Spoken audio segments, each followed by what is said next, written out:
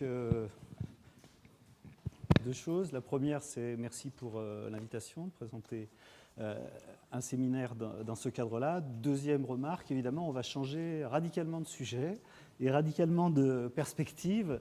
Donc, ce que je vais discuter ici, c'est quelque chose dont on avait un peu parlé avec Gérard dans l'idée d'avoir le temps comme fil directeur lié à son cours, mais dans une perspective qui est extrêmement académique, si on la compare à ce qui vient d'être présenté, et radicalement différente, parce que aussi je m'intéresse plutôt dans cet exposé assez général à des concepts qui sont des concepts pouvant être utilisés dans un certain nombre de domaines. Je donnerai deux exemples explicites, mais qui sont des concepts un petit peu de façon de revisiter des choses standards, supposées standards en traitement du signal. Donc c'est essentiellement à base de questions, mais le point de départ qu'on peut donner sur cette idée d'une fréquence peut-elle être instantanée, c'est de dire que dès qu'on s'intéresse à des questions qui sont des questions relativement au temps, très rapidement la notion de temps se double de questions de fréquence. Pourquoi ? Parce que la notion de temps, elle est liée à des notions de mesure, de périodicité, de répétition, d'événements, etc. Et quand on regarde autour de nous ce qui se passe, eh bien, on s'aperçoit qu'en fait, on a un mélange de situations ordonnées et de situations désordonnées dans les phénomènes naturels et les phénomènes artificiels, donc j'en liste un certain nombre, qui mettent en avant des rythmes, des cycles, des oscillations.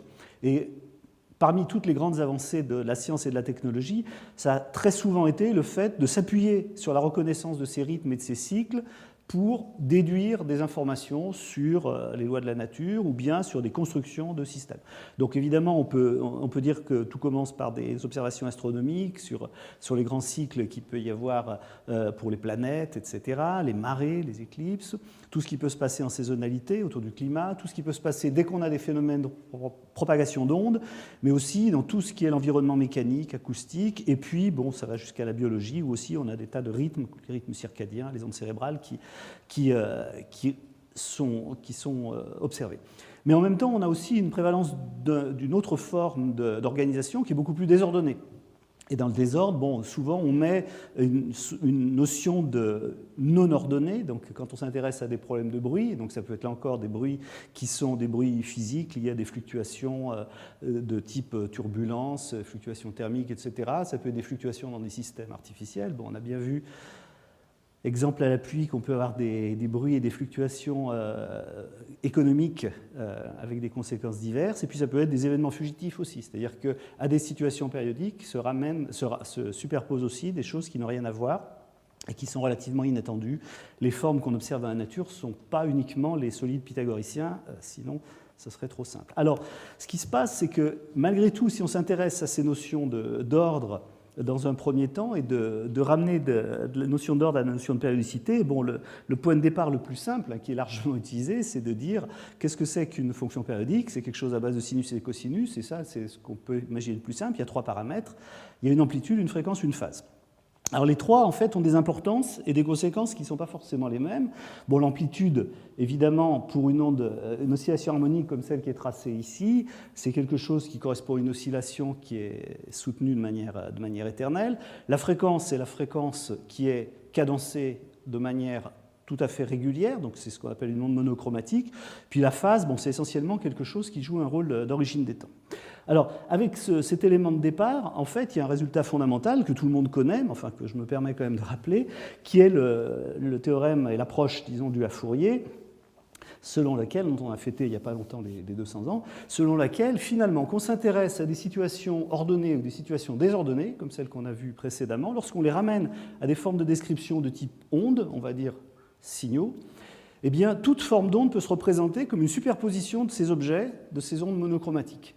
Alors ça, c'est quelque chose qui est un peu surprenant à première vue, parce qu'on a envie de dire que quand on a des choses qui ne sont pas périodiques ou qui sont très désordonnées, c'est peut-être se compliquer la vie que de les décrire comme superposition de choses qui sont très ordonnées, mais mathématiquement, c'est vrai, et ce n'est pas forcément quelque chose qui était extrêmement bien admis quand ça a été proposé. Bon, exemple typique, voilà, ça c'est un signal qui est quelque chose dans lequel on voit des oscillations qui sont des oscillations qui, dans la courbe en rouge, ne ressemble pas vraiment à une situation de périodicité, mais en fait, mathématiquement, c'est la superposition de toutes les ondes qui sont en dessous, là, toutes les ondes bleues, cette espèce d'océan de vaguelettes, là, qui sont chacune, quand on descend dans le diagramme, à des fréquences de plus en plus basses, mais qui sont chacune à amplitude constante, simplement le niveau n'est pas le même, et puis il y a des phases relatives, et quand on additionne tout le monde, on trouve l'objet rouge. Alors, la chose est que cette approche-là, c'est une approche qu'on ne va évidemment pas complètement remettre en question, parce qu'elle a 200 ans de succès derrière elle, et une des raisons essentielles de ces 200 ans de succès, c'est qu'en fait, c'est un excellent exemple de la coexistence de 3 catégories de bonnes propriétés qui sont souvent des ingrédients essentiels pour qu'une approche fonctionne dans les sciences en général. Pourquoi? Parce qu'il y a d'une part un enracinement dans un monde qu'on peut dire physique, et là l'approche de Fourier c'était de rendre compte de phénomènes tout ce qu'il y a de plus physique, puisque c'était de répondre à la question comment est-ce qu'on peut trouver des équations pour décrire la propagation de la chaleur. C'est aussi quelque chose qui s'appuie sur des outils mathématiques, et les mathématiques servent à beaucoup de choses, en l'occurrence, parce que ça cherche à prouver des résultats, à prouver des théorèmes, et à justifier le fait qu'au-delà de l'intuition physique, on puisse avoir une description qui fasse sens. Et tout le corpus qui en est sorti, c'est quand même l'analyse harmonique, qui a été un développement majeur du XXe siècle. Et puis, troisième pied de ce tripode, ce qui est très important, c'est que c'est aussi lié à des outils qui sont des outils qui permettent de le mettre en musique, de mettre en œuvre, qui sont des outils de nature plutôt informatique. Et il est vrai qu'une des grandes percée, on va dire, de la transformée de Fourier comme outil universel que tout le monde utilise dans la plupart des domaines scientifiques, c'est le milieu des années 60, parce que les ordinateurs étaient là, mais avec la naissance des algorithmes de transformation rapide, la FFT, de Cooley-Tukey en 65 par exemple, qui permet effectivement de calculer ces choses-là. Et en fait, il faut, d'une certaine façon, ces 3 ingrédients pour bien faire fonctionner la théorie. Et plus récemment, on a vu le même genre de phénomène avec la théorie des ondelettes, qui en est une variante, je ne vais pas m'étendre là-dessus, mais qui aussi, d'une certaine façon, partait de présupposés qui étaient physiques par la géophysique, puisque c'est Jean Morlet qui était au départ de cette aventure-là, qui a donné une nouvelle approche dans l'analyse harmonique autour de l'école Meyer, Dobschi, Mala, etc., et qui en même temps s'est véritablement développé parce qu'il y a eu des algorithmes rapides qui permettaient de le mettre en œuvre, par exemple pour du codage. Alors, en fait, si on veut regarder un petit peu mieux maintenant ce triangle-là, on voit que la seule difficulté qu'il peut y avoir, c'est qu'on ne peut avoir mathématiquement des choses qui sont correctes, algorithmiquement qui sont convenables, mais peut-être qui ne sont pas d'interprétation physique simple. Alors, je ne vais pas redétailler cette citation connue de Jeanville, qui date de la fin des années 40, mais en gros, elle dit quoi? Elle dit que la description de Fourier, c'est quelque chose qui est évidemment une description mathématiquement correcte, mais qui, d'une certaine façon, est un petit peu en contradiction avec le bon sens physique, parce que si on fait une analogie de fréquence avec ce qui est une note de musique, ben lorsqu'on s'intéresse à des morceaux de musique, c'est relativement évident que toutes les notes ne sont pas émises tout le temps, pour qu'elles n'apparaissent que par des résultats d'interférence. Il y a des notes qui apparaissent à certains instants, et ça, c'est une limitation de l'analyse. Alors, une autre façon de le dire, qui est en fait exactement la même, là c'était De Broglie que je citais ici, c'est que lorsqu'on s'intéresse à une représentation de Fourier sur la base d'ondes monochromatiques, la réalité physique, elle n'est pas dans les ondes monochromatiques, elle est dans la superposition. Et si on reprend une image analogue à ce que j'ai montré tout à l'heure, bien en fait, à gauche et à droite, on a exactement les mêmes constituants de base en termes d'amplitude et en termes de fréquence. La seule chose, en bleu, c'est qu'on a changé leur relation de phase. Et ce qu'on voit typiquement, c'est que lorsqu'on a des phases totalement désorganisées, eh bien, on récupère quelque chose qui a un certain spectre et qui donne une forme d'onde qui n'a pas de structure particulière, alors que si on se permet de faire en sorte que les ondes sont avec des relations de phase particulièrement bien choisies, eh bien on peut obtenir ce qui est à droite, qui est un événement extrêmement localisé, simplement par un effet interférentiel de superposition. Alors ça, c'est pour souligner le fait que, d'une manière générale, dans une approche de type fréquentiel à la Fourier, ce qui est important, dans la structure temporelle de l'onde que cela représente, c'est beaucoup l'information de phase. Et un exemple classique, c'est de s'intéresser précisément à de la reconstruction, puisque la transformation de Fourier, c'est une transformation inversible. On peut se dire, on fait une transformation, on passe dans l'espace de Fourier, on a une information de module et de phase, et on reconstruit. Si on reconstruit en utilisant le module et la phase, on obtient ce dont on est parti. Donc un exemple en image, ça c'est une image qui est identique à elle-même si on fait l'aller-retour avec reconstruction module et phase. Si on fait une reconstruction en module seul, on obtient cette chose-là. Ce qui veut dire qu'en fait, les constituants des fréquences elles-mêmes n'est pas ce qui est le plus important, parce qu'on a du mal à voir quoi que ce soit sur cette image. Alors que si on regarde uniquement sur l'information de phase, eh bien, on a effectivement l'information de localisation qui est présente, qui est liée à cette structuration. La même chose se fait en audio. Bon, si on prend, je ne sais pas si on va bien entendre, si on prend une phrase A, E, I, O, voilà, et qu'on la reconstruit uniquement à partir du module de la transformée de Fourier, voilà, c'est peu intelligible. Et si on ne reconstruit qu'à partir de la phase, alors évidemment, ce n'est pas parfait, mais ce qu'on entend bien, c'est que l'intelligibilité, qui est la structuration temporelle, est essentiellement une signature de la structure de phase. Ce qui veut dire que si on veut une bonne intelligence du phénomène, on a envie de regarder non seulement le contenu fréquentiel, mais aussi comment le contenu fréquentiel s'accorde avec le temps, de telle sorte que les bonnes fréquences arrivent aux bons instants. Alors, si on veut parler maintenant de fréquences qui pourraient être différentes à différents instants, en fait, c'est des choses qu'il y a partout. Donc, les exemples les plus classiques, c'est que l'idée de fréquence, c'est typiquement l'idée d'un pendule. Donc, si on prend un pendule, qu'est-ce qu'on fait? On le fait osciller, on a une fréquence, cette fréquence est constante si la longueur du pendule est constante. Si maintenant on s'amuse, si on s'amuse à faire bouger la longueur du pendule au cours du temps, tout le monde sait bien que la période va changer. Et donc, l'intuition, elle est claire, la fréquence devrait pouvoir être une fonction du temps. Un autre exemple classique, c'est l'effet Doppler. Si vous avez une source qui est ici et un récepteur qui est ici, lorsque vous faites émettre la source, ce qui parvient au récepteur, c'est des fronts d'onde, et ces fronts d'onde, en fait, décrivent une fréquence qui est constante simplement parce qu'ils sont séparés par des intervalles de temps qui sont égaux. Alors ça, c'est vrai si l'émetteur et le récepteur sont fixes l'un par rapport à l'autre. Si maintenant on passe au cas où il y a un mouvement relatif, ce qu'on obtient, c'est ce qui est bien connu quand on entend passer une voiture de pompier au loin, à savoir que lorsque l'onde est en approche, je ne vais pas le refaire. Voilà. Lorsque l'onde est en approche, on a l'impression qu'elle est de fréquence plus élevée, l'éloignement, elle est de fréquence plus basse. Et de nouveau, c'est une situation où la fréquence est une fréquence variable au cours du temps. Donc en fait, si on s'intéresse à ce problème d'interprétation physique par rapport à la représentation mathématique, on a une contradiction apparente entre l'intuition qui nous dit que la fréquence doit pouvoir être décrite comme instantanée parce qu'elle peut être perçue comme instantanée, et une définition mathématique qui n'est pas celle qui vient simplement de la représentation de Fourier. Donc les deux questions qu'on peut se poser, c'est en quel sens est-ce qu'une fréquence peut être instantanée?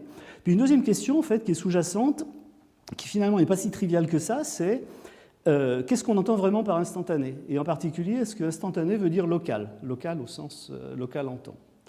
Et ça, c'est quelque chose qui, en fait, évidemment n'est pas si simple et se heurte à des limitations de base, parce que si on se met dans une intuition que l'instantanéité serait de la localité, on voit très bien, très rapidement, qu'on arrive à quelque chose qui n'est pas tenable.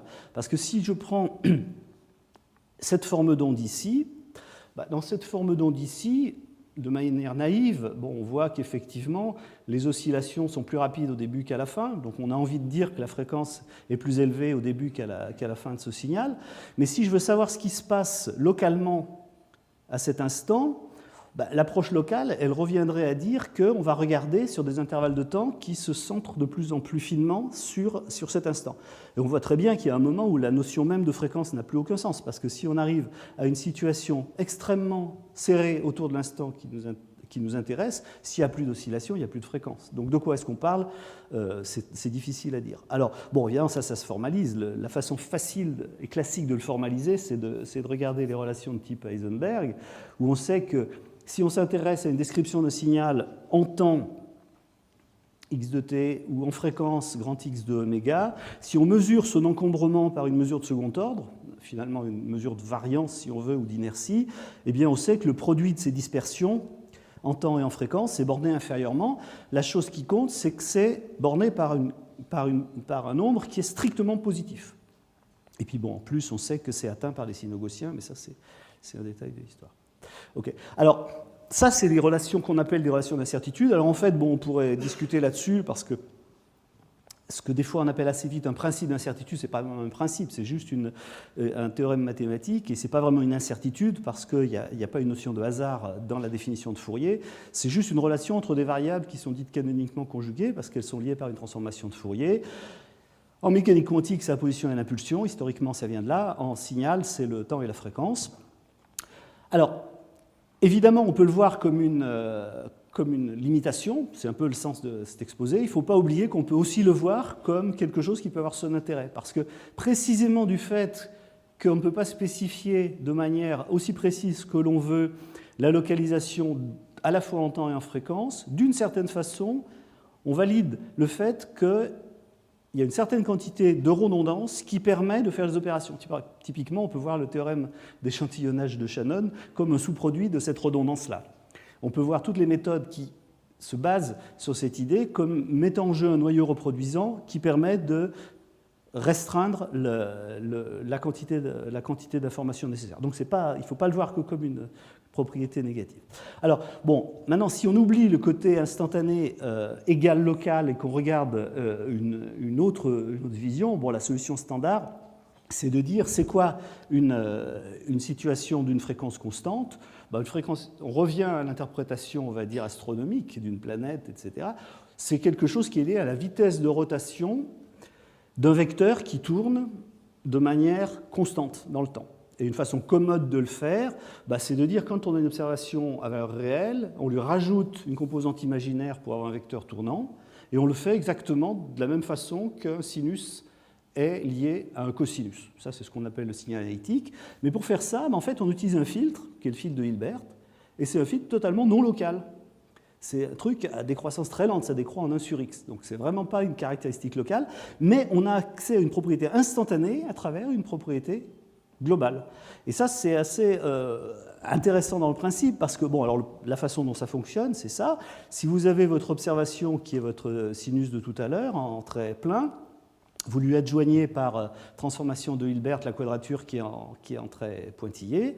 Ça revient à faire un vecteur qui, si on le fait tourner quand le temps évolue, tourne à vitesse constante. Alors j'ai mis deux choses pour voir, deux vecteurs pour matérialiser la vitesse. Donc le trait noir qu'on a vu, c'est la fréquence qui est constante, et puis bon, rien de magique. Et si maintenant on reprend la situation qu'on avait tout à l'heure où la fréquence varie graduellement, ce qu'on voit, c'est qu'en fait, avec cet objet ultra simple, on a une description qui est une description ponctuelle d'une variation instantanée de la fréquence en question. Donc là, qui se matérialise par le fait que le vecteur tourne de plus en plus lentement. Ici, je n'ai pas matérialisé la variation possible de l'amplitude, mais elle est sous-jacente. Alors, si on prend en compte cette affaire-là, on peut aller un petit peu plus loin, parce que le théorème d'Heisenberg classique, c'est quelque chose qui suppose qu'il n'y a pas de couplage entre le temps et la fréquence. C'est-à-dire qu'on se met dans la situation la plus extrême de découplage possible. Alors, si on prend en compte un couplage possible qui est lié à cette idée que la fréquence peut varier dans le temps, et qu'on choisit comme mesure de couplage cet objet, qui est un objet assez naturel parce que ça mesure effectivement un coefficient de covariance entre le temps et la fréquence, eh bien on peut montrer une forme raffinée, c'est Schrödinger qui avait montré ça en 30, qui est l'équation de tout à l'heure, un terme rajouté près, et cette fois-ci, en fait, on a une borne inférieure qui est atteinte par une petite généralisation des gaussiennes. Simplement, on rajoute un terme imaginaire qui est dedans. Et ça a une interprétation en physique quantique qui ce qu'on appelle les états comprimés, mais en signal, ce qui nous intéresse davantage, c'est les chirps linéaires. Et un chirp linéaire, c'est une variation linéaire de la fréquence, et c'est ce qui minimise ce produit temps-fréquence modifié. Alors, ce que ça suggère, c'est qu'en fait, il y a une possibilité de localisation de l'énergie qui peut être au-delà de la concentration ponctuelle. Donc, évidemment, on ne violera jamais la condition ultime d'Heisenberg, mais on peut la redistribuer un peu différemment, précisément parce qu'on prend en compte les deux variables. Alors, je m'explique un petit peu mieux. Symboliquement, ça revient à faire ça. Ça revient à dire, si on suppose qu'il n'y a pas de couplage possible entre le temps et la fréquence, on a d'une certaine façon dans ce qui serait une représentation symbolique d'un plan où l'axe horizontal serait le temps et l'axe vertical serait la fréquence, on a une sorte de surface minimale en dessous de laquelle il n'est pas possible de concentrer toute l'énergie. D'accord. Mais s'il n'y a pas de couplage possible, cette surface minimale, on peut la voir comme un cercle, on peut la voir comme une ellipse, simplement on va la coincer. Si on coince dans un domaine, c'est comme avec un ballon que vous avez qui a un certain volume d'air, si vous le pincez dans un sens, il s'allonge dans l'autre sens. Si on regarde avec les 2 degrés de liberté d'un plan, au lieu de regarder simplement sans couplage, ce qui serait un produit cartésien des deux, en fait on a aussi la possibilité de tourner cet objet. C'est-à-dire d'avoir, pour une même surface équivalente, qui est un cercle ici, au lieu d'un objet pincé comme ci ou pincé comme ça, d'avoir un objet qui est pincé, tourné comme ça. Mais une fois qu'il est comme ça, on peut aussi continuer à le pincer dans ce sens, et pourvu qu'on l'étire dans l'autre sens et que l'air reste la même. Et dans la limite de cette compression infinie, on tend vers ce qui est précisément une trajectoire, qui est la trajectoire infiniment pincée, qui est celle des chirps linéaires qu'on a vu avant. Alors, le point est que c'est une façon, en fait, de réconcilier le local et le global pour définir ce que peut être une fréquence instantanée. Et c'est une façon, si on veut bien le faire, pour le bien le faire, de formaliser cette idée de portée mathématique qui finalement est celle qu'on avait tout à l'heure avec la citation de Wille que j'avais montrée, où parler du temps et de la fréquence, c'est comme écrire la partition d'un signal. Alors ça, c'est tout le champ des méthodes qui ont été développées pendant des dizaines d'années depuis un certain temps, qui avaient commencé avec des approches de Wigner dans les années 30, qui plus récemment se sont renouvelées avec des approches de type ondelette. Mais l'idée, c'est en fait vraiment que ces méthodes permettent d'offrir un signal de degré de liberté, ensuite il se structure, et c'est la localisation énergétique et sa structuration qui permet a posteriori de donner sens à la notion de fréquence instantanée. Donc, au lieu de définir a priori ce qu'est la fréquence, on va dire que c'est essentiellement des trajectoires. Une fréquence instantanée, c'est une trajectoire ou des fréquences instantanées. Quand on en a plusieurs, ce sont des trajectoires dans le plan. Donc, on les voit comme définition a posteriori, moment, point fixe, invariants géométriques de transformation, qui sont des transformations utilisant ces 2 degrés de liberté. Alors, du coup, ça permet de reformuler d'une autre façon en fait, les principes d'incertitude, comme on l'avait dit, parce que maintenant, on peut regarder conjointement les deux quantités par rapport à une distribution de l'énergie sur les 2 variables. Donc, une forme explicite de cette forme d'incertitude modifiée, c'est de prendre comme mesure de second ordre quelque chose qui est de ce type-là, qui agit conjointement sur une distribution de l'énergie en temps et en fréquence. Et on peut montrer à ce moment-là l'équivalent de théorème d'Heisenberg, à savoir que la forme d'incertitude pour des distributions particulières est la plus pincée, par exemple pour celle de Wigner, qui a une borne inférieure de 1, celle du spectrographe, etc. Et on atteint les bornes, évidemment, de manière cohérente avec ce qu'on a vu précédemment sur les signaux gaussiens ou les signaux gaussiens modifiés. Alors, l'intérêt, c'est qu'en fait, ça prouve qu'on peut avoir, dans le principe, une localisation effective. C'est-à-dire que le théorème de Schrödinger, il donnait une potentialité d'avoir cette nouvelle borne inférieure. Là, ce sont des objets qui permettent effectivement d'atteindre cette localité. Donc la distribution de Wigner, c'est le plus bel exemple. La définition, elle est ici. Je ne vais pas m'étendre dessus, mais elle se localise parfaitement sur ces droites qui sont les chirps linéaires, qui sont les droites du plan. Et ça peut se généraliser moyennant des modifications de règles géométriques. Mais ça, c'est un petit peu compliqué et en fait, ce n'est pas très intéressant parce que ça s'applique à des classes très réduites de signaux. Alors, ce qui est plus intéressant, c'est d'avoir une alternative pour obtenir un résultat qui est un résultat équivalent, mais à partir de ce qu'on connaît bien, moyennant une modification. Et ça, c'est ce dont je vais parler 5 minutes. C'est ce qu'on appelle la technique de réallocation. Alors, en 2 mots, de quoi s'agit-il? Si on revient sur la façon la plus simple, qui est la façon locale de percevoir les propriétés instantanées. Ce qu'on a vu tout à l'heure, d'une certaine façon, en restreignant l'horizon d'observation. On a dit que ce n'était pas satisfaisant. Donc, évidemment, on ne va pas aller jusqu'au bout. C'est-à-dire qu'on ne va pas localiser jusqu'à faire une fenêtre locale d'analyse qui serait infiniment pincée. Mais dans le principe, c'est quand même ce qu'on fait tout le temps, moyennant qu'on prend des fenêtres raisonnablement à court terme. C'est ce qu'on appelle une transformée de Fourier à court terme. Donc au lieu de prendre une transformée de Fourier classique, simplement on fenêtre le signal autour de l'instant qui nous intéresse, moyennant un petit objet qui est une fenêtre d'analyse à court terme. Alors, si on fait ça, c'est ce qui est utilisé couramment lorsqu'on regarde des spectrogrammes de paroles ou de n'importe quoi, c'est ce qu'on voit tout le temps.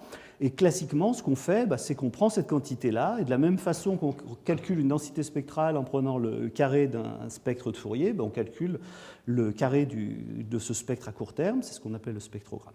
Donc la vision classique, c'est celle-ci. Alors, il se trouve que il y a une vision alternative, moyennant cette distribution dont j'ai parlé juste avant, qui est la distribution de Wigner, qui a des propriétés en particulier d'unitarité. Et moyennant ces propriétés, la vision alternative, c'est que exactement le même objet peut se voir comme, en fait, une forme régularisée d'un objet intrinsèque, qui est la distribution du signal, par un objet qu'on peut voir comme un instrument de mesure, qui est la distribution de la fenêtre d'analyse. Donc si on regarde la forme ici, c'est une forme de type corrélation-convolution, où on a un objet propre au signal, qui a ses propriétés de localisation que j'ai mentionnées avant, et puis on a un objet propre à la mesure qui en est faite par la fenêtre à court terme. Et c'est la convolution bidimensionnelle des deux qui nous donne cette quantité-là. Alors, avec une faute de frappe ici, si on comprend cette chose-là, en fait, on peut la lire en disant quoi? En disant la valeur d'une distribution d'énergie en temps et en fréquence à court terme, c'est quoi? C'est le résultat de l'action d'un filtre de lissage sur un objet potentiellement localisé et l'affectation au point où on l'a calculé. Et ça, c'est en fait quelque chose qui n'est pas très malin parce que je n'étais pas en forme ce jour-là, parce que j'ai oublié d'écrire 2. C'est pas très malin, parce qu'en fait, si on fait une petite analogie mécanique, c'est exactement comment on fait de la mécanique, on veut se ramener à une mécanique du point, lorsqu'on a une distribution de masse, si cette distribution n'est pas uniforme dans un objet, si on veut la résumer à la masse totale, qui est la somme de toutes les contributions dans le domaine, ce n'est pas au centre géométrique de l'objet qu'il faut affecter la masse, c'est au centre de gravité de l'objet. Donc si on est capable de calculer le centre de gravité, il faut tout mettre à cet endroit-là. Et ça, c'est le principe de réallocation qui est donné par cette formule. Alors, graphiquement, ça donne quoi? Alors voilà, un exemple. Ça, c'est un signal benchmark classique. J'y reviendrai sur ce type de signaux juste après. Si on prend la distribution de Wigner qu'on cherche à localiser sur des trajectoires, on a des choses qui sont pas mal, mais on a des problèmes qui sont des problèmes sur lesquels je ne vais pas m'étendre trop, mais qui sont des problèmes interférentiels, qui sont des artefacts, qui sont ici. Et si on fait du spectrogramme classique, on a ça. Alors, c'est mieux parce que ça met en avant essentiellement les 3 composantes harmoniques, mais en fait, c'est moins bien localisé que ce qu'on a. On voudrait en fait les deux. Alors, pourquoi est-ce qu'on a ce résultat? Simplement parce qu'on a un filtre de lissage qui est sur un domaine équivalent à cette chose. Ce qui veut dire que quand on est légèrement à côté de la trajectoire temps-fréquence qui nous intéresse, on a quand même un résultat qui n'est pas nul, simplement parce qu'on est en train de sommer des contributions qui sont non nulles à l'intérieur du domaine. D'accord? Mais évidemment, si ces contributions sont localisées quelque part, le centre de gravité, il est sur ce quelque part. Il n'est pas juste au centre géométrique. Donc ça, c'est l'inconvénient pour l'élargissement. L'avantage, c'est que quand on a des oscillations, on a un effet habituel d'oscillations qui sont gommées par un effet de lissage. Et si maintenant on réalloue en déplaçant les valeurs vers les bons centres de gravité, eh bien on obtient l'effet recherché, c'est-à-dire qu'on a des trajectoires qui sont des trajectoires qui atteignent les limites d'incertitude qu'on avait évoquées comme potentielles précédemment. Alors, dans le principe, évidemment, on ne va pas faire les choses tout à fait comme ça. Pour les gens intéressés, il y a de la littérature là-dessus. On calcule implicitement des centres de gravité. On peut faire les choses de manière plus simple, et puis on peut généraliser. Et puis, il y a des outils, MATLAB qui sont en libre accès et qui ont été développés pour calculer toutes ces distributions. Je ne vais pas m'étendre davantage. Juste montrer quelques exemples. Donc, lorsque on s'intéresse à des cas très particuliers, on sait faire des calculs analytiques exacts. Le cas le plus simple, c'est sur les chirps linéaires, on l'a déjà mentionné. Et puis, il y a un cas assez intéressant, c'est les fonctions d'Hermite. C'est celles qui sont associées à l'oscillateur harmonique, de manière classique. Et dans ce cas-là, dans le premier cas, c'est sur des droites, dans le deuxième cas, c'est sur des cercles. Et en fait, on a des propriétés qui sont des propriétés soit de localisation idéale dans la limite asymptotique des grandes durées, donc ça c'était le chirp de tout à l'heure, soit dans le cas où on s'intéresse à des oscillateurs harmoniques d'ordre de plus en plus élevé, donc des rayons qui tendent vers l'infini. Voilà. Donc un exemple typique sur des signaux courts de ce que ça peut donner. Si on a une trajectoire de fréquence instantanée modèle, qui est celle-ci qui vient du modèle du chirp linéaire, quand on calcule la distribution de Wigner, on trouve cette chose. Quand on calcule des spectrogrammes avec des fenêtres différentes, on voit qu'on a des effets conjugués du signal et de l'outil d'analyse. Et lorsqu'on fait de la réallocation, on trouve qu'on a exactement ce qu'il nous faut.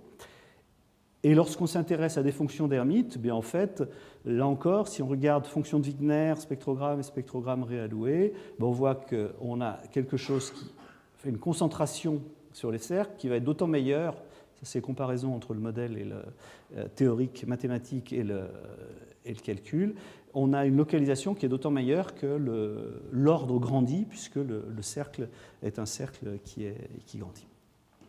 OK. Alors, je voulais donner deux familles d'exemples où ces approches-là trouvent une utilité, un en bioacoustique et puis un, on va dire, en astrophysique. Alors, en bioacoustique, il y a eu beaucoup d'études, il y en a toujours, sur le système sonore de la chauve-souris. Pourquoi ? Parce que c'est un excellent exemple d'un modèle naturel qui est en liaison de manière extrêmement étroite avec des systèmes artificiels. Donc on peut s'en servir à la fois comme test de théorie et d'outils d'analyse, et puis en même temps on peut s'en servir aussi comme aide à la conception de systèmes artificiels. Alors, bon, on sait depuis un certain temps que les chauves-souris se déplacent essentiellement, enfin pour la plupart, même s'il y en a certaines qui ont une vision partielle, mais par un mécanisme sans vision. Et pendant longtemps, les gens s'étaient posé la question, Spallanzani s'est convaincu que par des expériences extrêmement cruelles que la chauve-souris se déplaçait autrement que par la vision, mais en même temps, ce n'était pas clair de savoir pourquoi, parce que le principe actif qui est utilisé, qu'on appelle l'écholocation, est effectivement un principe dans lequel il y a l'émission d'une onde qui atteint une cible éventuelle avec un écho retour, et c'est de la réception de cet écho et de la comparaison avec le signal émis que les informations sont tirées. Mais pourquoi c'est difficile ? Parce que cette navigation est acoustique avec des ondes ultrasonores qui ne sont pas perceptibles pour l'oreille humaine. Donc la simple observation visuelle n'apportait rien, et la percée, elle a été, quand Griffin et Pierce, quand il y a eu les premiers détecteurs d'ondes acoustiques ultrasonores qui ont été mis au point, était de tendre leur microphone vers des chauves-souris et de se convaincre qu'effectivement il y avait ces choses. Alors, typiquement, les ondes qui sont émises sont des ondes brèves, mais qui sont des ondes large bande, quelque part entre 40 et 100 kHz. Là, je vais passer, c'est un tout petit peu long, enfin pas trop bon, un exemple de séquence de poursuite. Alors, c'est ralenti 32 fois pour le ramener dans une bande audible. Et ça, c'est un truc qui a été enregistré sur le terrain, dans la banlieue, enfin un petit peu au nord de Lyon, dans l'Ain, il y a un certain temps déjà. Voilà, pour l'instant, ça se... Voilà, on entend quelques-uns des signaux.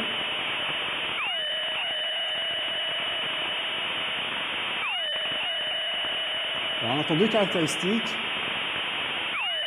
La première, c'est que ça apparaît par paire, mais le fait que ça passe par paire, au début, c'est essentiellement parce qu'on entend un chemin direct et une réflexion sur l'environnement.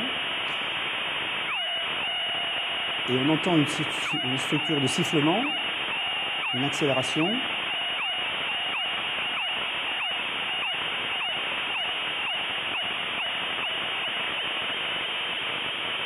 Bon.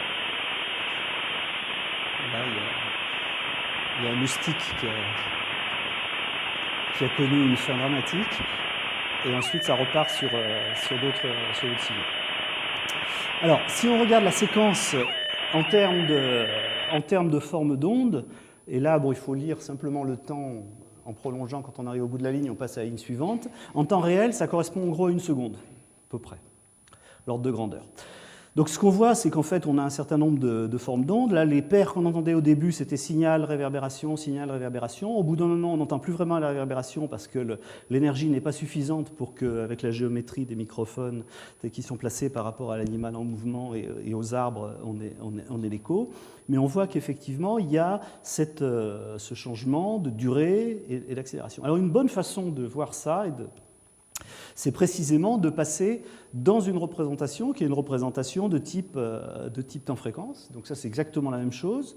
Simplement, on le regarde en temps et en fréquence. Et ce qu'on voit, c'est qu'on a affaire à ces structures de sifflement qui mettent en jeu des variations de la fréquence instantanée. Et les questions qui sont intéressantes sont des questions de savoir, bon, comment en utilisant ces outils, on peut à la fois décrire les signaux en question, et puis comment est-ce qu'on peut les lier à des performances du système pour faire le retour sur l'interprétation. Alors, si on veut simplifier, on peut dire qu'en gros, il y a 3 catégories de signaux différents. Il y a ce qu'on observe au début, où on a des signaux, on va dire, dans une première approche où l'animal est simplement en veille et il regarde avec ses cris sonars ce qui se passe, jusqu'au moment où il y aura contact avec une proie potentielle, et à ce moment-là, il y a un changement dans la nature des signaux, et puis à la fin, il y a une modification dernière qui est au moment où la situation est très proche, où la position est très proche de la cible et jusqu'à la capture. Donc si on regarde un peu mieux ces structures-là, et qu'on les regarde de manière fine avec les outils de relocation que j'ai montrés avant, eh bien, on voit que géométriquement, on a ce type de structure. Donc, un sifflement, incurvé, avec quelque chose qui décroît vite, l'effet de chirp et une fréquence relativement constante. Ensuite, essentiellement, la structure de chirp, et à la fin, quelque chose qui est beaucoup plus bref et qui passe à 2 composantes. Alors, si on veut faire un lien entre ce système modèle naturel et des outils de traitement du signal ou de théorie de la communication, on peut se fixer beaucoup d'objectifs, et en particulier, on peut s'intéresser à la question de pourquoi est-ce qu'il y a ces signaux-là. Donc, on a des outils pour bien comprendre la structure fine, et pourquoi est-ce que finalement ces signaux sont utilisés pour les cris d'écolocation. Donc, c'est du signal design, c'est de la conception de signal, qui, si on le comprend, peut être retransposé à des systèmes artificiels pour en faire quelque chose. Donc, on peut se poser la question, qu'en est-il de l'évolution à l'intérieur d'une séquence? Pourquoi on a ces différentes formes qui apparaissent? Comment est-ce que ça s'adapte à l'environnement? Est-ce que ça répond à des critères d'optimalité? On peut les supposer et puis voir ce qu'il en est. Alors, il y a des résultats très classiques de traitement du signal historique des débuts, qui est de dire que quand on s'intéresse à un signal émis qui a une certaine durée, une certaine largeur de bande, eh bien, si on veut estimer finement la fréquence, on peut le faire par décalage Doppler, c'est l'exemple que j'ai montré tout à l'heure, et c'est quelque chose qui va à l'inverse de la fréquence. Et si on veut estimer finement un retard, ce qui est la position, enfin, lorsque on émet un signal, on reçoit un écho, c'est le retard de propagation donne une idée de la distance, eh bien c'est contrôlé par l'inverse de la bande qu'on utilise. Donc de manière naturelle, ça suggère de s'intéresser à des signaux qui peuvent avoir les 2 caractéristiques d'avoir des grandes durées et des grandes bandes de fréquence. Alors, comment est-ce qu'on peut le faire? On peut le faire de plusieurs façons.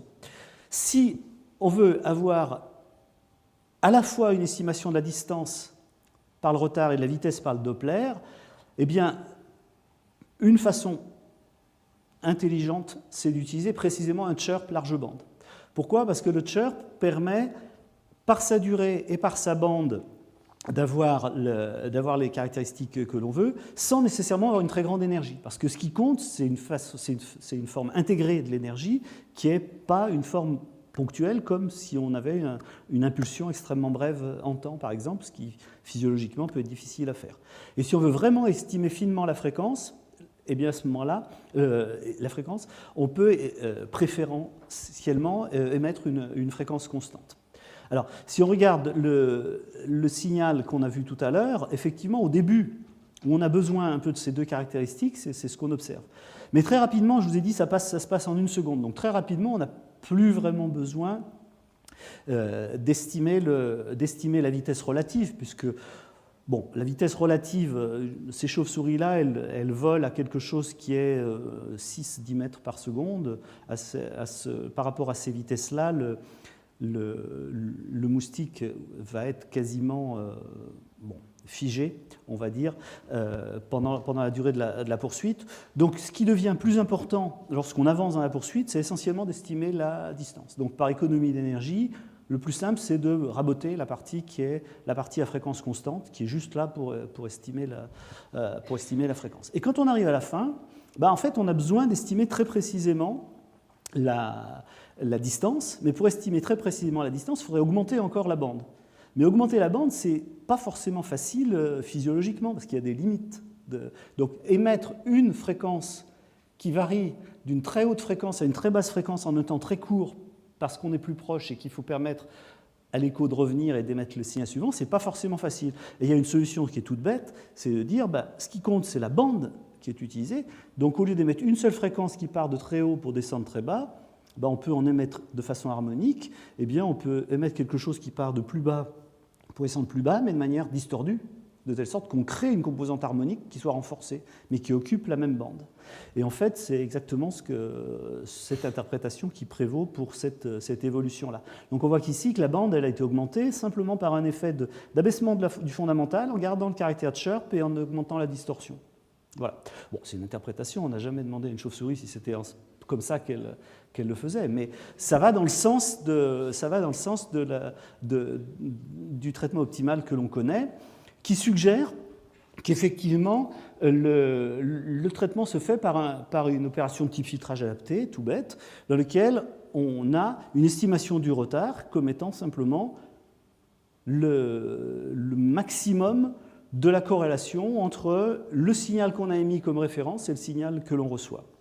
Alors, ce qui est intéressant, c'est qu'en fait, on a vu que c'était plus joli et plus interprétable de regarder les signaux pour les décrire dans leur image temps-fréquence, pour dire qu'on avait les chirps, etc. Alors là, de nouveau, ça peut nous servir de regarder les descriptions équivalentes dans cet espace. Et cette fois-ci, gagner en intelligibilité par les transformés mathématiques qu'on fait sur le signal. En particulier, l'unitarité que j'ai utilisée tout à l'heure là, pour justifier de la réallocation, c'est exactement la même qui peut être mise en œuvre, techniquement ça s'appelle la formule de Moyal, pour dire qu'un produit scalaire entre signaux, qui est la mesure de corrélation classique, c'est aussi un produit scalaire entre les distributions d'énergie.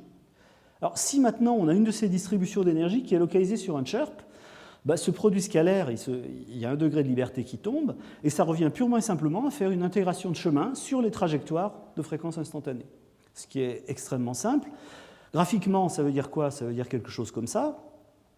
On a de l'énergie qui est quelque part ici, on a une référence, on balade la référence et on regarde quand est-ce qu'on a le maximum de coïncidence.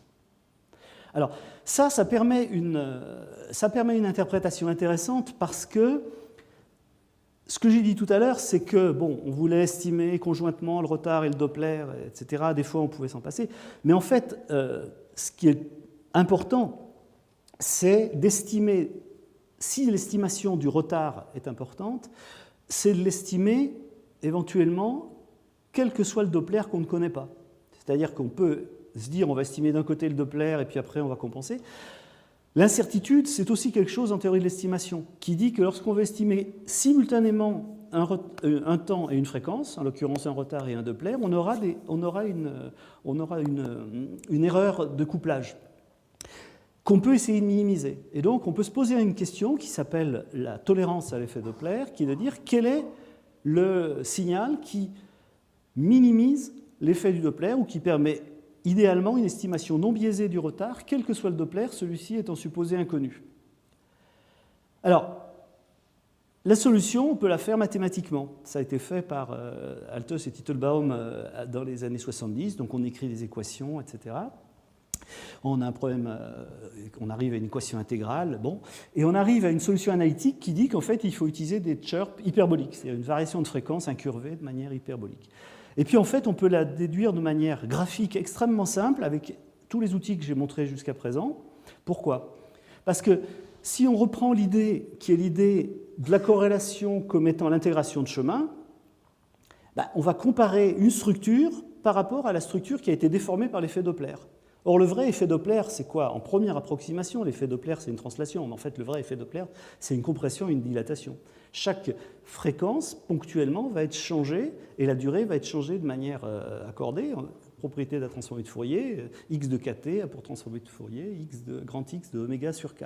Ce qui veut dire que si on a une modification d'effet Doppler, chaque point de la référence qui est ici va être transformé en un autre point qui va correspondre à un autre instant et à une autre fréquence.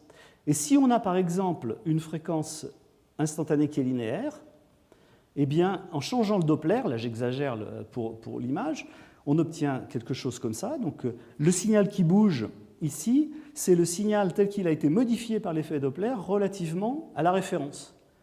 Et l'intégration de chemin, elle mesure le degré de coïncidence de ressemblance de ces deux trajectoires, qui en fait est très vite très faible, parce que c'est juste l'endroit où ça se croise, où il y a de l'énergie qui se compare.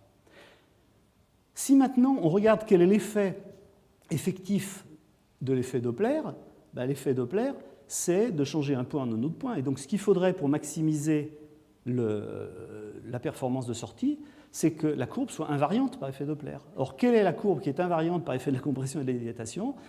C'est 1 sur x, c'est l'hyperbole. Pourquoi? Parce que dans ce cas-là, lorsqu'on va faire exactement la même chose, on va simplement faire un glissement. Tous les points vont simplement glisser les uns sur les autres. Et donc, pour chaque valeur, ici, de Doppler, on aura cette fois-ci une mesure de la performance qui sera ici la similarité sur tout un segment de cette courbe. Et donc, on aura largement augmenté. Et ça, c'est la structure que donne graphiquement, enfin, disons, c'est la solution graphique du problème de la tolérance à effet Doppler vue dans une interprétation temps-fréquence, que je n'ai pas recomparé. Je m'aperçois que j'ai oublié de mettre l'image. C'est pas celui-là. C'était ici. Que je n'ai pas recomparé à la forme explicite qu'on avait ici, mais on voit en effet la courbure qui est la courbure de type hyperbolique sur les signaux réels. Voilà, donc ça c'était un exemple que je voulais montrer, et je voulais donner maintenant un deuxième exemple dans une situation... Ah oui, bon, ce qu'on peut dire aussi, excusez-moi, c'est qu'on peut peut-être aller un petit peu plus loin parce que finalement, là on donne une interprétation, mais cette interprétation, est-ce qu'elle aurait davantage de substrats, par exemple physiologiques? Alors, on peut se poser la question, je ne donnerai pas une réponse définitive dessus, mais si en effet on regarde ce qui se passe au niveau de la perception, de la réception des signaux tels qu'ils ont été émis, en première approximation, lorsqu'on s'intéresse à développer la cochlée des mammifères et qu'on la voit comme étant une ligne, on peut la voir d'une certaine façon comme une ligne à retard dispersive qui fait qu'il y a une indexation sur la cochlée déroulée des différentes fréquences qui sont les fréquences mises en jeu. Ça se comporte comme un type de bande filtre. Ce qui veut dire que lorsque on interroge par les cellules spécialisées les différentes positions le long de la cochlée, au cours du temps, ce qu'on récupère, c'est en fait une information qui est à la fois une information temporelle et à la fois une information fréquentielle. Donc on a les deux. Et on a une façon, finalement, si on connaît ce qu'on a mis à l'émission, ce qu'on a émis, on a une façon d'interroger de manière sélective. Bon, là c'est une forme imagée que je donne, mais d'interroger de manière sélective les bonnes fréquences aux bons instants pour voir quels sont les effets de coïncidence. Voilà. Donc c'est quelque chose qu'on peut imaginer d'avoir en information temps-fréquence qui soutiennent l'interprétation que j'en donne ici. Alors, l'autre exemple que je voulais donner, où on rencontre des signaux comme ça de manière... on peut rencontrer, parce que c'est encore un peu hypothétique, c'est en astrophysique. Donc ça, c'est une vue du site de Virgo, du laboratoire Virgo, à côté de Pise, qui est un projet franco-italien. Alors, de quoi s'agit-il? En fait, le défi qui est derrière le projet Virgo, c'est d'établir la première preuve directe sur Terre de l'existence des ondes gravitationnelles, qui sont la dernière des prédictions de la relativité générale d'Einstein, qui n'a pas été mise... Bon, ça a été prouvé de manière indirecte par différentes observations, mais ça n'a pas été mis en évidence de manière directe. Alors, l'idée, c'est en fait de construire des interféromètres géants, puisque là, l'interféromètre Virgo, c'est des bras de 3 km de long. Et l'idée, c'est que si on a une onde gravitationnelle qui passe, eh bien, ça fait une modification locale de l'espace-temps qui se traduit par une variation de la longueur des bras différentielle, qui ne serait pas la même, puisque l'onde arrive avec une certaine incidence. Et si on a émis dans l'interféromètre un signal de lumière, eh bien, on va récupérer des franges d'interférence, et ces franges vont être déplacées en fonction du mouvement relatif. Alors, si c'est une onde qui passe avec des oscillations, on va récupérer une variation qui va être une variation pseudo-périodique de cette frange, et c'est ça qui peut être la signature. Alors évidemment, c'est des signaux qui sont ultra faibles. Et c'est des signaux qui sont non seulement très faibles, mais qui ne peuvent être observés que dans certaines fenêtres fréquentielles, puisque dans des basses fréquences, tout est dominé par le bruit sismique qui est catastrophique, et dans les hautes fréquences, c'est le bruit photonique qui l'emporte. Et donc il y a une petite fenêtre de fréquence qui devient une petite fenêtre de temps, puisque c'est précisément pour des objets dont la fréquence varie dans le temps. Alors les objets les plus prometteurs que les astrophysiciens espèrent observer, c'est quelque chose qu'on appelle un couple de binaires coalescentes. Ça veut dire quoi? Ça veut dire que c'est un couple de deux objets supermassifs, des naines blanches, voire des trous noirs, qui gravitent l'un autour de l'autre.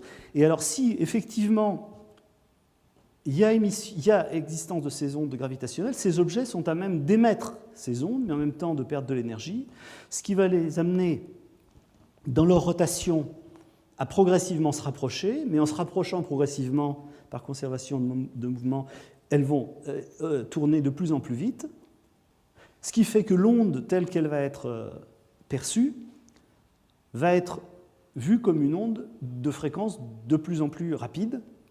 Il y a un moment où elle entre dans la bande d'observation, il y a un moment où elle en sort, et de toute façon, après, les modèles n'existent plus, puisque tout se termine dans un affreux trou noir. Voilà. Mais la forme, c'est quelque chose comme ça. C'est-à-dire que c'est une fréquence qui, pendant longtemps, est à fréquence quasi constante, qui ensuite est en accélération très brutale dans la fin, donc là c'est de l'ordre de quelques secondes, et qui ensuite s'évade. Alors, les théoriciens savent faire des calculs qui sont des calculs post-newtoniens, en fait, pour décrire la partie qui est la partie vraiment spiralante de cette onde. Et en fait, en première approximation, c'est quelque chose qui dépend essentiellement de deux paramètres, on va dire.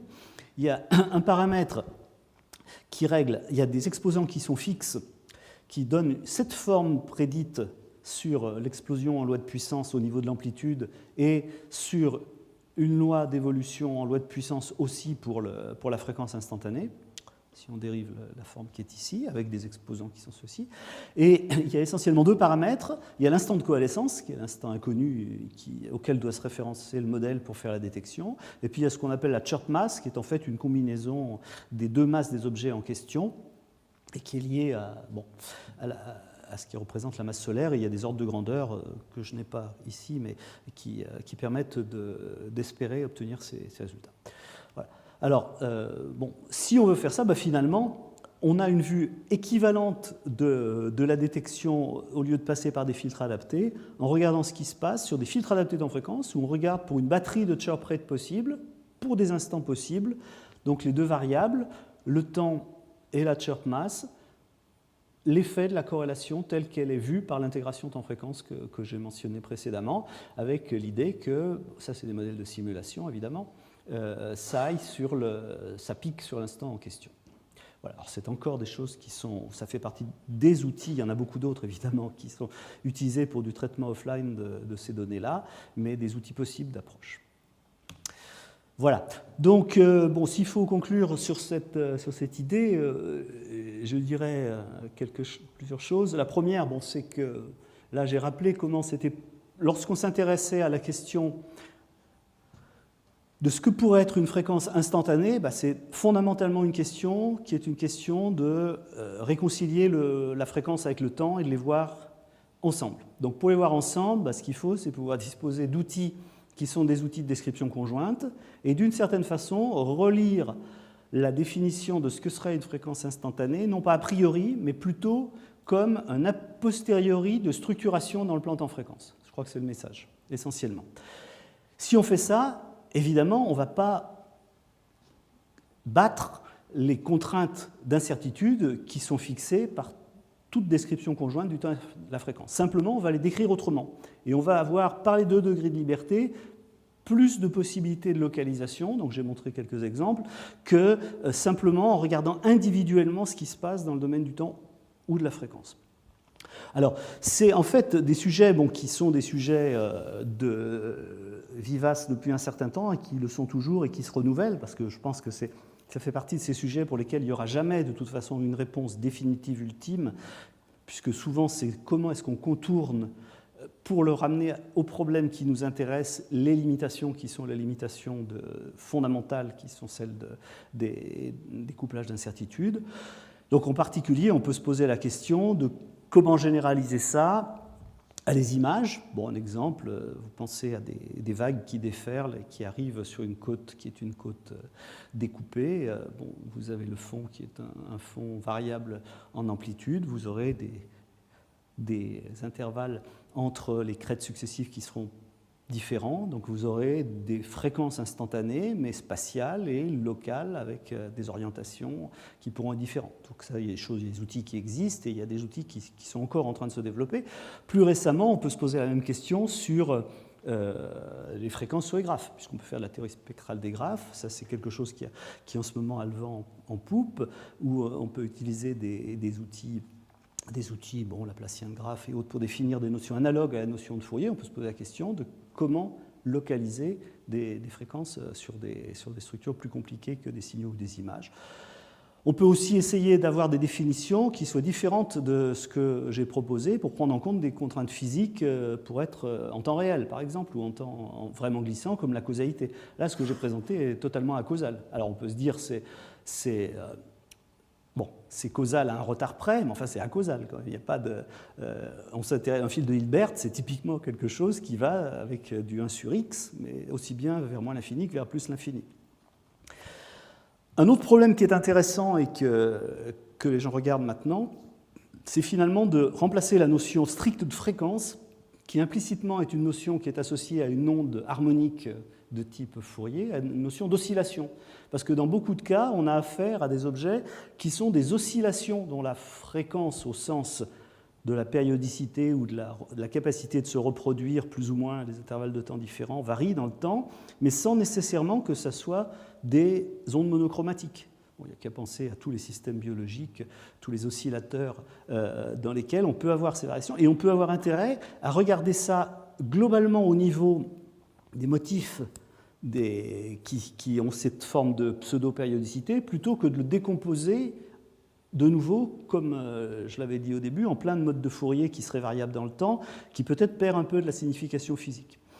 Et puis on peut aussi s'intéresser, bon, il y a des choses qui se font, à des approches qui sont pilotées par les données, où en fait on apprend d'une certaine façon les modes de représentation des données qui sont les données elles-mêmes, plutôt que se donner a priori des bases. Donc encore une fois, c'est toujours dans cette philosophie qui est de dire on offre aux signaux une possibilité d'être décrit dans un espace de représentation qui lui est naturel en un certain sens, et c'est par sa structuration dans cet espace qu'on déduit les propriétés qui nous intéressent. Donc c'est juste un petit renversement de perspective. Voilà.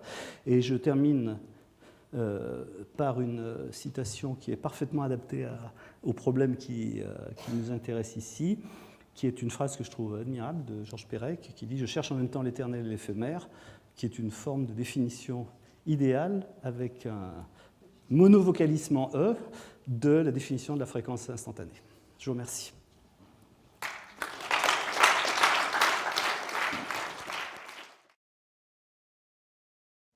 Oui, une question sur ton exposé. Sur la vision, sur la perception visuelle. Dans l'aire corticale V1, il y a des neurones qui sont sensibles à un petit bout de l'image. Tu sais, c'est les champs récepteurs. Puis ils ont une sensibilité qui est locale en espace et aussi en temps et qui varie avec.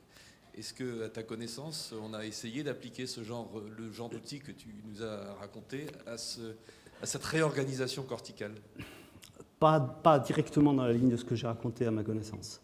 Mais je pense qu'effectivement, ça fait partie... Disons, ça va dans le sens de ces directions où vraiment il faut le regarder de point de vue spatial. Et du point de vue spatial, les définitions que j'ai présentées ne sont pas des définitions directement extensibles. Parce que par exemple, la notion d'analyticité, elle n'est pas la bonne. Donc il faut passer par d'autres objets. Alors il y a des extensions qui existent, les transformations de Riss, des trucs comme ça, mais est-ce que c'est la bonne façon de faire ? Moi j'aurais tendance à dire que c'est plutôt du côté... Enfin disons, on peut... Bon, il y a des choses qui existent sur des représentations qui ressemblent à des représentations d'ondelettes à base de transformation de Riss, mais peut-être qu'il y aurait une piste de regarder justement sur les méthodes un peu pilotées par les données, où là, on regarde surtout quelles sont les descriptions qui sont les descriptions entre les extrémas locaux, en fait. et les extrêmes locaux qui sont simplement tels qu'on les observe dans l'image ou dans le signal. Mais ça, c'est... Une question peut-être plus simple. Notre ami Alain Berthoz parle toujours du champ des neurones. Il nous fait écouter. Donc les gens transforment le signal, les potentiels d'action en une espèce de musique qui est souvent assez belle. Et est-ce que tu as essayé d'appliquer tes techniques pour essayer de découvrir un peu la structure des... Non, j'avais essayé récemment par contre sur la musique des nombres premiers, parce qu'il y a Michael Berry à Bristol qui a fait une étude récente où il montre comment est-ce qu'on peut ramener les signaux à des superpositions de quasi-chirp en fait. Et donc effectivement on voit une structuration qui est une belle structuration, mais bon c'est... non, j'ai pas essayé là-dessus. Tu as trouvé la loi de répartition des nombres premiers? Non, j'ai pas trouvé la loi de répartition, mais on a une image qui est une image qui est relativement... Enfin, disons, qui est simple entre guillemets, c'est-à-dire qui décrit les choses sur des lois sur des multi-chirp. Moi, ce matin, on a discuté, mais il y a des gens au collège qui travaillent sur justement. Allô, ça marche? Oui, ça marche. Ça marche? Ouais. Sur le fait que quand on travaille en champ moyen dans les neurones, c'est-à-dire on moyenne un peu les choses, on perd énormément de phénomènes, et en particulier le fait que quand les signaux arrivent de façon presque synchrone, la réponse du système est beaucoup, beaucoup plus grande. C'est-à-dire qu'il y a des phénomènes d'amplification du resserrement en temps des entrées. Est-ce que ça, c'est des choses qui sont pertinentes là-dedans? Moi, je pense que là, effectivement, ça doit certainement être des choses à regarder de plus près. Enfin, les exemples simples, même en superposition linéaire, déjà, on voit en superposition linéaire les effets de phase et de synchronisation de phase qui sont importants. Donc là, je doute que ça soit aussi simple que ça. Mais oui, bien sûr, c'est des choses que je pense que la synchronisation, c'est quelque chose qui peut être vu par ces... Alors, ça peut être vu dans deux sens. C'est-à-dire que pour ces questions-là, là je ne veux pas m'aventurer trop, je ne connais pas ces données, mais on peut imaginer qu'on peut essayer d'en donner des descriptions qui sont des descriptions sur des représentations équivalentes en temps et en fréquence. Mais dans l'autre sens, on peut aussi se servir pour comprendre comment sont structurés les signaux, à faire des déstructurations en les comparant à ce que sont des randomisations de phase, par exemple. Ouais. Ça, c'est des trucs qu'on a fait où on essaie de tester sur, par exemple, si on prend un signal qui a une belle structuration comme ce que j'ai montré tout à l'heure, c'est intuitif que lorsqu'on va passer de Fourier, qu'on va randomiser ces phases, on va le déstructurer et on va lui donner quelque chose qui va être beaucoup plus diffus, faible, etc. Donc on peut s'en servir dans les deux sens. Donc là, il faudrait voir sur des trains de spikes ce que ça peut donner. Ça, je sais pas. Parce que ce qui est très important, c'est que l'arrivée, le conditionnement temporel des entrées fait qu'on a une sortie digitale ou pas. La sortie est complètement brutale. Oui, mais ça peut aider à des effets de seuil, par exemple, typiquement, puisque ça peut permettre, par la synchronisation, d'avoir quelque chose qui permet de franchir des seuils, ce qu'individuellement, on ne peut pas faire.